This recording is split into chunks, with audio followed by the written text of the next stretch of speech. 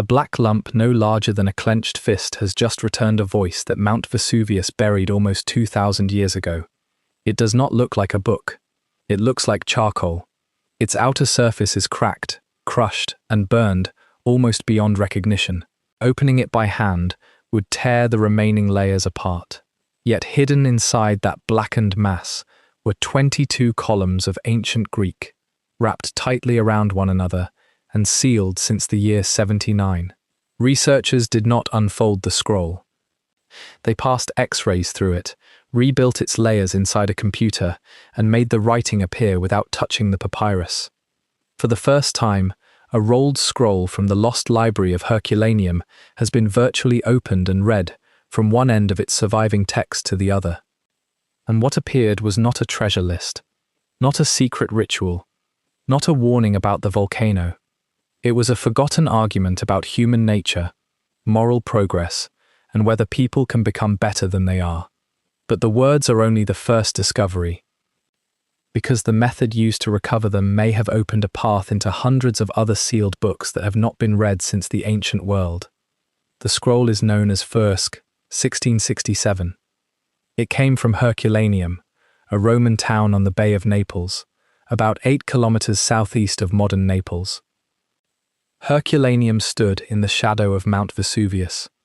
In the year 79, the volcano erupted with enough force to bury towns, villas, streets, bodies, paintings, wooden furniture, and entire rooms beneath volcanic material. Pompeii became the most famous victim, but Herculaneum preserved something Pompeii did not: a library. The scrolls were discovered inside a vast seaside residence, now called the Villa of the Papyri. The property is widely associated with Lucius Calpurnius Piso Caesoninus, the father-in-law of Julius Caesar, although its ownership cannot be proven with complete certainty. Inside was the only large-scale library known to have survived from classical antiquity. Heat turned its books black. Pressure crushed them. The eruption destroyed the city around them, but it also buried the scrolls in conditions that protected them from the ordinary decay that erased most ancient papyrus. The library survived because it burned, and it became unreadable for the same reason. If ancient objects trapped between destruction and survival are why you are here, subscribe and turn on notifications, because the first attempts to rescue these books did not reveal their contents. They destroyed them. The Villa of the Papyri was explored through underground tunnels during the 18th century. Workers found statues, mosaics, painted walls, and hundreds of carbonized rolls. Their blackened shape gave almost no outward sign that words still survived inside. But beneath the burned surfaces were layers, and on those layers were traces of writing. What looked worthless might contain works that had vanished everywhere else. That possibility created a problem no one knew how to solve. A papyrus scroll is designed to bend. A carbonized scroll is not. The slightest pressure can split it. The surface can crumble into flakes. Layers pressed together for centuries can no longer be separated without pulling letters apart. Early experiments cut scrolls open, peeled them, scraped them, or attempted to unroll them using mechanical devices. Some methods recovered text. Others reduced irreplaceable books to fragments. Fursk, 1667, carries that damage on its body. It was once a larger roll, probably between 19 and 24 centimeters high. Today, the surviving core is only about 8 centimeters high and 2 centimeters across. An attempt to open it in the 19th century failed. Another attempt in 1969 produced only small, nearly unreadable pieces. In the 1980s, a mechanical opening method removed 10 fragments from its outer layers. The roll's diameter fell from 4.9 centimeters to 2. Its weight dropped from 14 grams to approximately 6. A few isolated letters appeared. No continuous passage could be read. The scroll was classified as unreadable. That should have been the end of it. Instead, the damage made Fursk, 1667, the perfect test. The surviving core could not endure another physical opening. If its text was ever going to be recovered, the scroll would have to be opened without moving a single layer. The answer began with a machine, powerful enough to see inside it. Researchers scanned the scroll using high-resolution phase-contrast X-ray microtomography at the European Synchrotron Radiation Facility in Grenoble, France. The scan did not produce a normal photograph. It created a three-dimensional volume made from countless tiny measurements. Inside that volume, the papyrus appeared as a dense spiral of crushed and distorted sheets. Imagine trying to follow one sheet of paper through a solid block in which hundreds of sheets have been twisted, folded, fused, and pressed together. A small mistake could cause the software to jump from one layer to another. That would combine words written on different parts of the roll. It could create sentences that never existed. So the first task was not reading. It was geometry.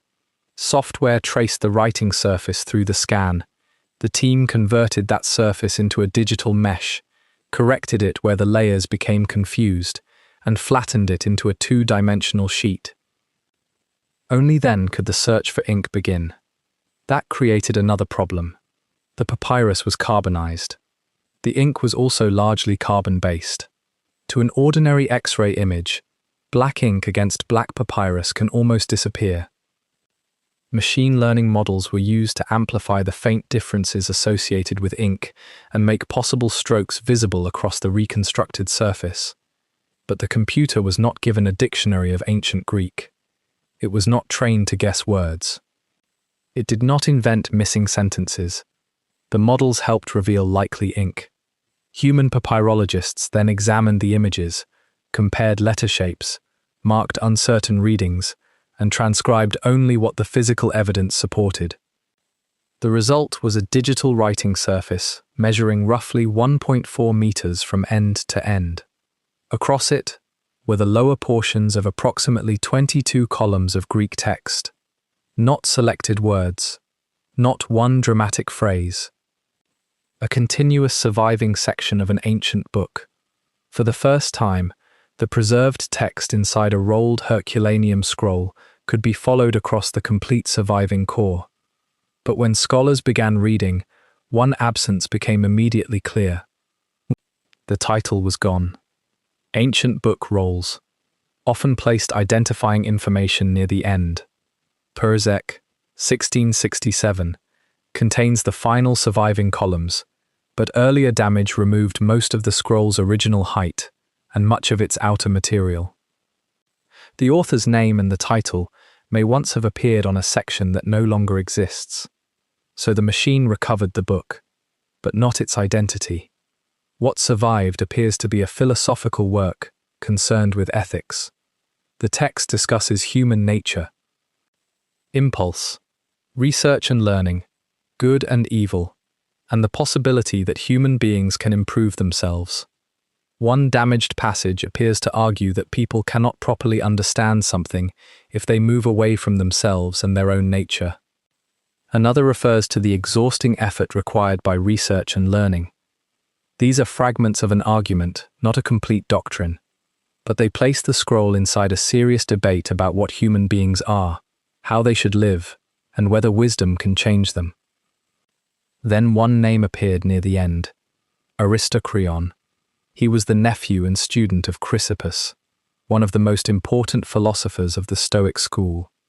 The name does not prove Aristocreon wrote the scroll. It does not prove Chrysippus wrote it either. But combined with the language and themes, it points toward a Stoic setting.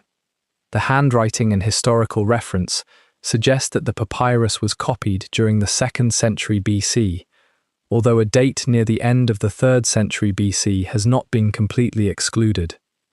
That means the physical scroll may already have been approximately 2 centuries old when Vesuvius buried it. Someone copied these ideas. Someone carried the roll. Someone placed it inside the villa.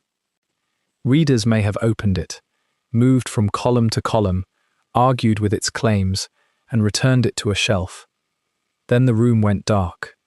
The next readers arrived almost 2,000 years later, and they read the words without ever touching the page. Here is where the discovery becomes larger than one damaged philosophical work. The same research examined 2 other sealed scrolls. In Ferc, Paris 4, improved scanning made ink deposits directly visible inside the 3-dimensional X-ray data. The recovered ink matched text that had previously been detected through machine learning. That provided a physical check that the digital method was not simply producing convincing shapes from random noise. The letters were not imagined. The ink was physically present on the papyrus. Then researchers examined Fercec. 139. This time they recovered a title and an author. The words identified the scroll as Book 8 of On Gods by Philodemus, an Epicurean philosopher whose writings are strongly represented inside the Herculaneum library. Before this discovery, only Book 1 of that work was known. A few millimeters of recovered writing proved that the series once extended through at least 8 books. One scroll produced continuous philosophy. One confirmed that the digital ink signal was physically real. One returned the name of a lost book. Together, they changed the question. For years, the question was whether a sealed Herculaneum scroll could be read at all. Now the question is how many. But that does not mean every blackened roll is about to reveal a perfect lost masterpiece. The scans remain difficult. Some layers are crushed so tightly that software can lose the correct surface. Some sections are physically missing. Different inks respond differently. Damage can erase entire lines. Herculaneum 6-67 was read completely only in the careful archaeological sense. Every preserved section that supported a reading was examined. But missing papyrus remained missing. Uncertain letters remained uncertain. And parts of the first damaged columns could not be securely transcribed. No artificial intelligence understood the philosophy by itself. The breakthrough came from X-ray physics, computer vision, geometry, machine learning, conservation, and human knowledge of ancient handwriting working together. That explanation is less magical than a machine instantly translating a dead library. It is also more important. The system does not need to imagine what a scroll says. It gives scholars access to evidence that was previously unreachable. For centuries, historians have known the ancient world through a narrow channel. Most books disappeared. Papyrus decayed. Libraries burned. Works survived only when later scribes decided they were worth copying. Then every new copy had to escape war, fire, damp, censorship, neglect, and simple human error. We do not possess ancient literature as it originally existed. We possess the survivors of a long selection process. The Herculaneum library is different. Its books were removed from that process in a single afternoon. They were sealed before later readers could decide what deserved to survive. That is why even a damaged treatise with no known title matters. It is not famous because generations preserved it. It survived by accident. And among the hundreds of rolls still closed may be more philosophy, poetry, history, science, or ordinary writing that no medieval copyist ever passed down. There may be missing books by known authors. There may be authors whose names have vanished. There may be works considered unimportant in their own time that would transform what we know about daily intellectual life. Or the remaining scrolls may contain more copies of texts and ideas already partly known. No scan can promise a lost masterpiece. But for the first time, the sealed books are no longer silent by definition. Herculaneum 6-67 still looks like charcoal. Its original title is still missing. Most of its upper page is gone. The outer layers destroyed by earlier attempts cannot be rebuilt. Yet inside the surviving core, an ancient writer was still asking whether human beings could move beyond impulse, learn wisdom, and become better than they were. The volcano erased the writer's name. It destroyed the room. It buried the city. But it failed to erase the argument. Now 22 columns have returned from a scroll that no one could open.